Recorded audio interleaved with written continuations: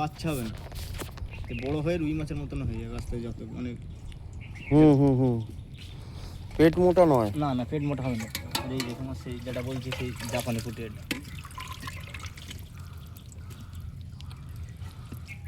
জাপানিটা কত করে কি বলছো? দাম করলে দাদা দাম বেশি বলবো, কিন্তু আমি তো তোমার কালকে দাম শুনে দিয়ে যান, তোমাকে বলছি তো তুমি খেলা, আমি বলছি এই মাছটা আমি 20,000 টাকা বেচা করাবো আমি, এইটা আমার জমান একটা 20,000 টাকা। এই মাছটা যখনই জাল দেবে 200 কিলো 300 কিলো হবে, একবারে নিয়ে চলে যাবো আমি, 2 মাস অপেক্ষা করবে। এই যে তোমার এটা যাচ্ছে তোমার এই মাছ তো শ্রাবণ ভাদ্র আশ্বিন মাসে পুজোর সময় বিক্রি হয়ে যাবে, আবার ফেলবে এই মাছটা। এই মাছটা 12 মাস পাওয়া যায়। 300 গ্রাম 250 গ্রাম হয়ে গেলে রাখবে না।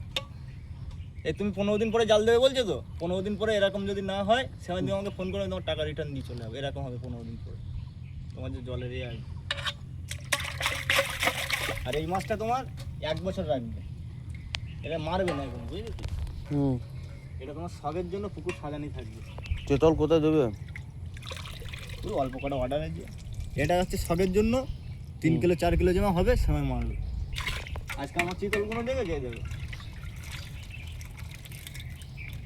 এরম ফেলেছো নেট থেকে ছোট না এরকম। আজকে দাম বেশি নিয়েছে ওখানে, কত? এইটা কিনেছে ওখানে 35 টাকা। তোমার তো ফেলা আছে চিতল, ব্লাড কাপ, এই যে সেই ব্লাড কাপ কিনতে এইটা, যেটা সেই গেড়ি খাওয়া মাছ বলছে, কালো ব্লাড ওর ফেলা আছে। হ্যাঁ ওগুলো তো ফেলা আছে, ওগুলো তো তোমার ফেলা আছে বলে ওগুলো তো আমি তোমার জোর করবো না, ওটা তোমার নেই সেইটা নিয়ে কোথায় গেলে গো। পয়সা তুমি বলেছো, পয়সার জন্য টেনশন করো, তুমি মাইনে পেলে দেবে আর